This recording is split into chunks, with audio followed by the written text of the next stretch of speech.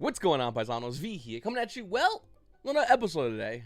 Listen, I just want to say that the market has been going pretty wild lately, and I think a lot of Yu-Gi-Oh players are placing their bets, but hesitant because of the ban list. When can the ban list come out? Could it be today? Tomorrow? I don't know. I'm thinking this week, but Konami just loves surprising us. In fact, you gotta ask yourself a real question. Why did Konami wait till after the release of the Megatins when they could have released the ban list after the release of Power of the Elements? Could there be something in there? I think there is, as far as the Megatins. But before we begin with any of that, I just want to say, why don't you make your way over to my website, YGOPaisano.com. I got a bunch of new field setters in. These are absolutely clean, and they will sell out fast. A bunch is already sold out. So why don't you check out, once again, YGOPaisano.com. Orders over $25, get free shipping. All orders come shipped with tracking. So keep an eye out for it. All right. So if you asked any Yu-Gi-Oh player about a week ago what would be the best deck in the game, a majority would probably tell you Tearlaments. In fact, I'll be honest with you, I think Tearlaments, it's so close to be one of the best decks, or is it going to be Sprites? In fact, comment down below, let me know what you think. What is the best deck in the game right now? Is it Tearlaments or Sprites? And here's the way I kind of analyze it. If you're going to any short event, an event that's not a YCS, I think the best deck for non-YCS events is going to be Sprites. For locals, is going to be Sprites. It's just most consistent, and in a short kind of round setup, I think Sprites is the best. With that said, I think we can clearly see that Tearlaments have been dominating all the YCS events. And I think Tearlaments are just made to play in longer format tournaments, longer rounds, consistently doing it back to back. Whereas Sprites can do it consistently day one, I think Tearlaments can win out the long game. Now, here's something crazy. About a week ago, the price of Primal and Perolino was fluctuating from $95 to about $100 a copy. As of filming of this video right now, the price is roughly around $85. So is Primal Planet Perolino just tanking in value? No, of course not. But the market is stabilizing. People are still pulling Powder Elements because anyone who knows anything knows that the Megatins, they're good, a lot of good cards, great reprints, but what's better resale value? Can you have a better chance of pulling a Prosperity and a Megatin to resell that? Is it worth it?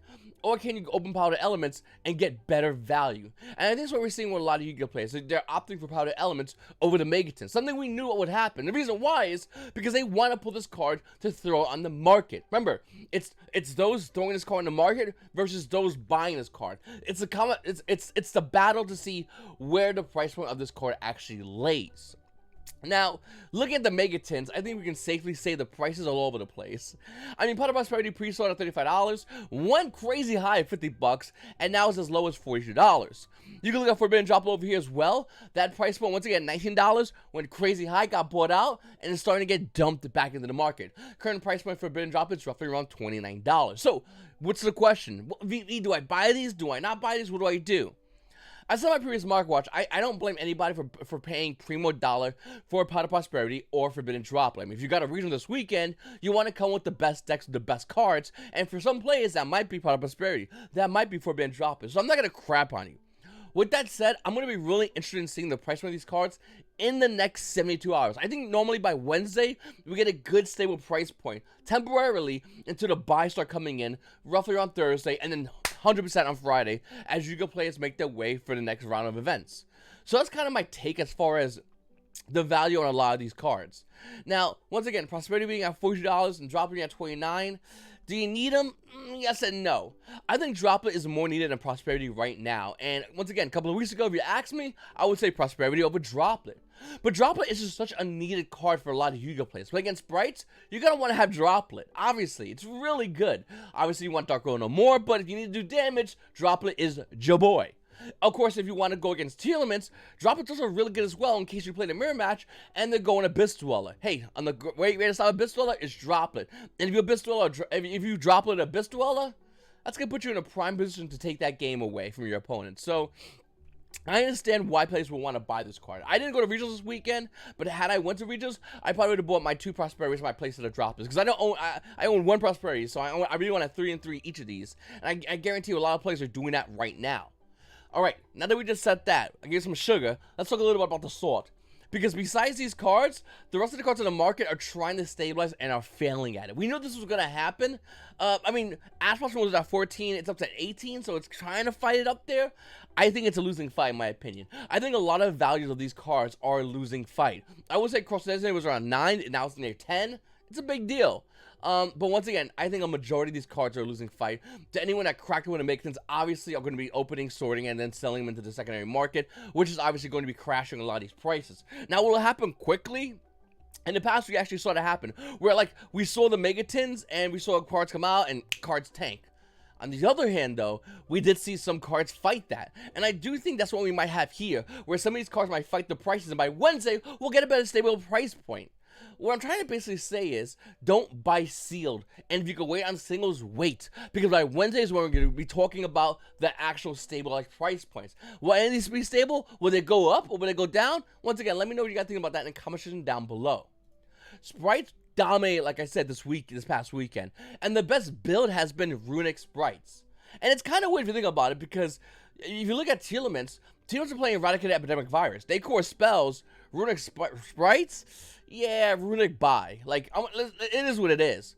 But with that said, though, I do think the Runic build is still really good. It plays on a Mystic Mine. It plays around a bunch of cards, to be honest with you. And not only that, you have cards like Runic Tip, will let you cycle other cards. Runic Fountain, which is to draw more cards. I mean, this engine is absolutely broken. And, yeah, and before everyone starts complaining about it. Now, what I will say about that, I do like Runic. It's my favorite thing out of Tactical Masters. I personally bought almost the entire core, minus Fountain and minus Tip. I wouldn't be surprised if these card prices skyrocket in value, because they are insanely good cards, which obviously add a ton of utility to the Sprite builds. Now, going against Tier, I still think it's favored if Tier wins the dice roll, but after that, I think Sprite is a favorite to win that entire match. And that's what basically happened this weekend with a lot of players. A lot of players playing Sprite Runics were just dominating the meta. I mean, absolutely destroying the meta. So you're probably saying, V, what does that have to do with market? Or some of you might go, V, I play Drytrons, okay? Like I don't care about this crap. But you should. You should. And here's why. Because I think Sprite Runics is now the standardized Sprite build. You had a regular pure Sprites. Sprites had all these little spicy texts. Do you run Deep Sea Diva? Do you run all this stuff? The more better you are prepared to play against your opponent, the better you are to play and win. And it's insanely important, at the very least, instead of buying these cards, if you don't want to play Sprite Runics, I don't blame you, it's really expensive, but at least understand why these cards are good, why this deck works so well together, and how can you as a competitive player beat it by learning the cards. You don't have to love this deck in order to learn this deck. And once you learn this deck, you playing Drytron, Sky Strikers, what have you, have a better chance of beating this deck. In my personal opinion, I think this past weekend, even though I'm a huge Sprite fan, I'm going to throw it out there, but I'm going to say it right now, this past weekend, a majority of wins were done because a lot of Yu-Gi-Oh players had to say, can I read that? Can I just read that? I mean, I'm in the regionals. I should be prepared to get the dub, but I'm not. So since I'm not prepared, can I read your cards? And obviously this had an impact. So what's going to happen, and now back to the market? Well, obviously CR versions of Runic Tip and Runic Fountain are going to go in value. You see over here being $60. I hope it is $60. I'll have to buy, you know, whatever. But no, it's heavily played. Damage. You're looking from a verifiable seller. We're looking at about $80 for Runic Tip. You're gonna need to get 3 of these for the CR. Now, if you want the Ultra Red, it's a little bit different. Ultra Red Runic Tips are roughly around $38. So it's a weird thing. You spend a little more and get the CRs, they'll have better value, or you get the Ultra Reds because you just want to play it. I really don't know. I don't have an answer for you. And to be honest with you, I don't think nobody's buying Runics right now. And the reason why is because of the ban list. If we get a weak ban list, the Runics will be the first to be bought out more than likely, as Yu-Gi-Oh players will go, I can't wait to play this, because besides a YCS, this is what I want to run. This is what I'll be playing against other players, as Yu-Gi-Oh players will probably cite cards like Anti-Spell Fragments. But for Telement players, I think it's equally as important for you that the balance is a crappy one, so you can continue just dominating the meta with cards like Eradicated Epidemic Virus. Once again, you don't need to know what these cards do if you want to lose. You have to understand the fact that Eradicated Epidemic Virus is really worded oddly. It says shoot one dark monster with 2500 or more attack. If it gets flooded and droplet, it's no longer 2500, isn't it? Anyway, Eradicated Epidemic Virus out of Force of the Breaker, secret copies. Let's see, first edition. Let's go over here and we'll run these up. All right, there's one German 450. After that, the card's roughly around $300 for a secret copy. Now, the crazy thing about this is we're seeing Sprite Runic players side a playset of Eradicated Epidemic Virus. Now, you don't need to buy the original print Force Breaker secret rare. It does have lower rarities. They are getting cleaned out like the dual strengths and super rares. As you can see over here, actually, no, it might have previous, yeah, 1 second. Whoa, let's clean it up a little bit. So it's not fully bought out, but it's, listen. These are going to be going pretty fast. You also have the Ultra Rare Electrician Kaiba, which looks really good, once again. And if you want to get this Ultra Rare Electrician Kaiba, you're looking roughly around $8-9. And it depends on the deck you're playing. Runic Sprites, you want 3. Telements, you want 1. Nevertheless, if you're playing one of those 2 decks, you're going to need these cards. Now, I know everyone's sitting there going, V, come on. I don't want to hear about Runics and Telements anymore. Runic Sprites, Telements. I don't want to hear that anymore, V. What else you got for me? Well, to be honest with you, what about this? A little spicy tech. Can I just sell you one more time on Runics? You see, Runic Sprites is a really weird deck because if you play Runics, you have access to a level 2, meaning your Sprite monsters can special summon, right? You don't need to dedicate a normal summon in Runic Sprites. Yes, the deck runs totally awesome, but you don't need to do that.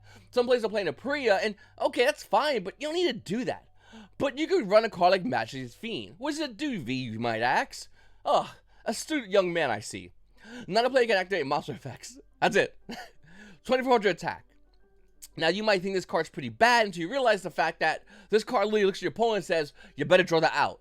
Because it's like this card is now controlling the game state. Or if you're going second and you're choosing one of your monsters for Majesty's Fiend, it's going to hurt a lot. And I think a lot of Yu-Gi-Oh players are slowly starting to realize the fact that random cards from older sets might have good value.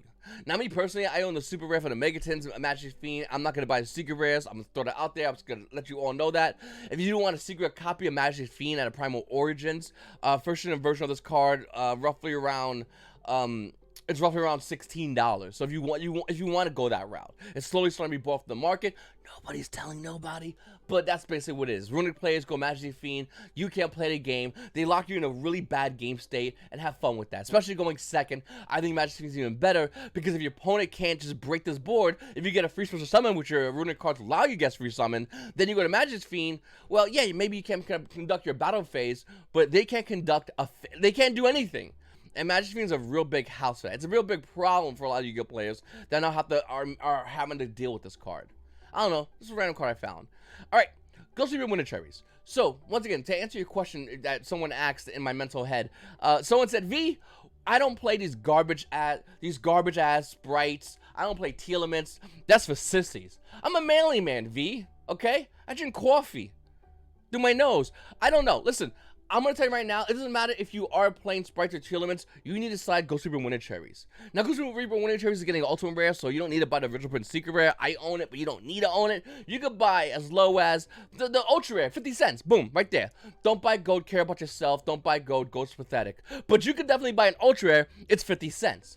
Now, the reason why I think this card is so important is because if you're playing against sprites and you hit Elf, I mean, they're going shishi. If you're playing against Telements and you hit Kikalos or Kikalos, whatever that goofy card name is, they're not going to have a fun time. They're going to be really upset. They're going to start babbling about, oh, that card should be banned. Really, Telement player, calm down there, honorable player. But they're going to be really bummed out. And the reason why is obviously because Ghost Reaper Winter Cherries is a really broken card, and majority of Yu-Gi-Oh players, if you look at the past Yu-Gi-Oh events that have happened, they're not even maining Call by the Grave. So there's a good chance you open Ghost Reaper Winter Cherries, it's going to resolve. What are you gonna do? Ash it? Oh, well, you can't. They could impermanent, says nobody. They could DD Crow, yet themselves. This card resolves. It takes away your opponent's vital piece in their deck, and you basically break their legs before you stick it in you know, Yu-Gi-Oh's a good game. Ghost Reaper Winter Cherries Shining Victories by the way, original print secret rare is roughly around $9. The reason why this card hasn't been spiking in value, and it really would have been, because we're getting OTS Tournament Pack, something. It's going to come out ultra rare, and that's the one everyone's going to be getting, more than likely using. Now, what makes this so interesting is I think Ghost Reaper Winter Cherries is going to slowly become a staple. Kind of like how D-Barrier was a staple when everyone was running branded, because obviously you flip it against a branded player, what are they going to do? They're going to go shishi. So when you look at Ghost Reaper Winter Cherries, and you look at the fact that a non-majority of Yu-Gi-Oh players are playing their only limited copy of Call by the Grave, Ghost Reaper Winter Cherry more likely is going to resolve. This is massive, because what this is going to do against your opponent is take away the key piece, and they're going to have to play the most scuffed version of Yu-Gi-Oh on their turn one, while you can play your entire extra deck. So once again, I think Ghost Reaper Winter Cherries is a needed card. If you don't have it, you need to pick it up. You can get cheaper versions. Don't get gold, care about yourself. Don't do it, man. But looking at Ghost Reaper Winter Cherries, I do think this is a great card. I do think that you need to focus on this card if you are playing any other deck, whether it's once again Drytrons or Sky Strikers or what have you. I've been talking about Domination Pankatops for a while. The Church of Pankatops. Now, don't get me wrong. I mean, I always say, hey, you can always get the secret rare. I own a couple of copies. But if you can get the opportunity to get the CR, well, that shit might have sailed. The CR copy of Pankatops used to be roughly around $113. Before someone says, V, it's Pankatops. There's no R in it. I don't give a fuck. Looking at this card right now, it's roughly around $150. For this card. You only need one. And the reason why this card's obviously so good is because when you play against those silly little sprite players, you go Pankatops, you're in the battle phase, you punch their toad in the balls, and then in the battle phase still, you pop Pankatops, and then you pop their elf, and they're feeling really silly. I mean, that is, of course, if they didn't go full combo, if they did, then whatever. But still, nevertheless, Dynasty Pankatops is a phenomenal card that a lot of Yu-Gi-Oh! Players are now throwing in their side deck as well. So the side deck is starting to fill up here, if you notice, by the way. I'm trying to paint a picture here, where we have 3 copies of Ghost Reaper Winter Cherries, which I think everyone's going to need. People might even side the staple cards for Ghost Reaper Winter Cherries. We saw it this past weekend with Kid Kalos, we saw it with Sprite Elf, and that might be more of a mainstay, who knows? And of course, cards like Dynasty Pankatops, which you definitely need. Other than that, you got about 10 slots you can fill up, right? That's the rest of your side deck. Other than that, these are almost, in my opinion, the core cards that every player should be playing, because if they don't play all these core cards, they're going to be at a massive disadvantage when the opponent hits them with that delicious Ghost Reaper Winter Cherries. And of course, Dimension Shifter. How can I forget? Sprite players are playing it, Exorcism players are playing it, Thunderbeat players are playing it, Team players are getting played by it. And once again, I just want to say, I think T-Limits is really good for a YCS. But if we had a YCS this weekend, let's say this coming weekend, no bans, the YCS coming up this weekend, Sprite Runix might be the best deck to win it. They've been topping, not too far behind, all the T-Limit plays in the past YCS. This past weekend, Sprite Runix showed insane dominance, and cards like Dimension Shifter don't really impact Sprite Runic as much as they impact T-Limits. In fact, the Exorcism play that won just, kind of dropped down Shifter against Shikan, who got second place at the past YCS Niagara, and he got second place because of it. Once again, Dimension Shifter is a phenomenal card. Should it be banned? Should it be banned? Yes. Listen, I like the card a lot. I play Thunderbeats, I own Exorcisters, I play Sprites. I'm definitely going to side on my Sprites. It's degenerate, but I will say this. It should be banned. This card is not fair whatsoever. I think anyone's trying to make any rationality for Shifter being not being banned is in the same crowd as those making rationality for Mystic Mind not being banned. It's an unhealthy card that has no core of a deck that it follows. It doesn't have anything other than the fact that it exists by itself, and by existing by itself, people can make decks better by playing it. Now, is that a good thing or a bad thing? That's a great question. I can make a whole entire video about that. I'm not, though. But I could if I wanted to. But in my opinion, and long story short, I think it's a bad thing if you need cards that don't fit the core of the deck you're playing. I'll give you a great example. Drytron players. You had cards that didn't fit the core of the deck, but the cards that didn't fit the core of your deck didn't really maintain, it didn't really change the game as heavily as I would argue a card like the Shifter or Mystic Mind would. Once again, maybe I will do a video. If you guys keep commenting, maybe I'll do a video on why D-Shifter Mind is different from a lot of cards that are not part of a core deck, but work within that core deck. And the only one I'm thinking of right now is that Hero card, the Herald Synchro card, but there's other cards that know that. But listen, I'm really focusing on, a Drytron and Strikers because I was just, shuffling them. Overall, though, I do think that these cards are not healthy for the game. Overall, I do think the Megatins are definitely going to be going down in value. In my opinion, I think by this Wednesday will probably be the best baseline to look at the price point and then gauge whether or not to buy these cards. I also think you need to get Eradicate Epidemic Virus, if you're playing Sprites or T-Elements. I think if you're running Runix, I think Magic Fiend is a phenomenal card. And of course, Ghost Reaper and Winter Cherry should be a staple in everyone's side deck. If you don't have this, you will lose to it. And if you're not playing Cold by the Grave at this point, T-Element players, well, just look, when this card is bored, the only person you can be upset about is you, because you didn't draw that out, right? Mystic Mind players, no. And of course, Dynasty Pankatops, in which you don't need the CR, but the CR was cheaper. Anyway, Paisanos, I really appreciate you guys watching my videos. Make sure to go to YGOPaisano.com. I greatly appreciate it. Got a lot of great field sensors and tokens. They've been selling out nonstop. Over the past weekend, a majority of things sold out. I sent a lot of stuff out. If you did pre-buy, just know it did get sent out a couple of days ago. You might even be getting it sooner than later, so keep an eye out for it. But yeah, I'm really excited about the next batch of field coming in. And if you want to get these while they're still available, because it's going to take at least a month, maybe 2 months before I can get a restock of some of these, you're going to want to make your way over to YGOPaisano.com while you still can, because these are going fast. It's your boy V, and you boys all have a great day.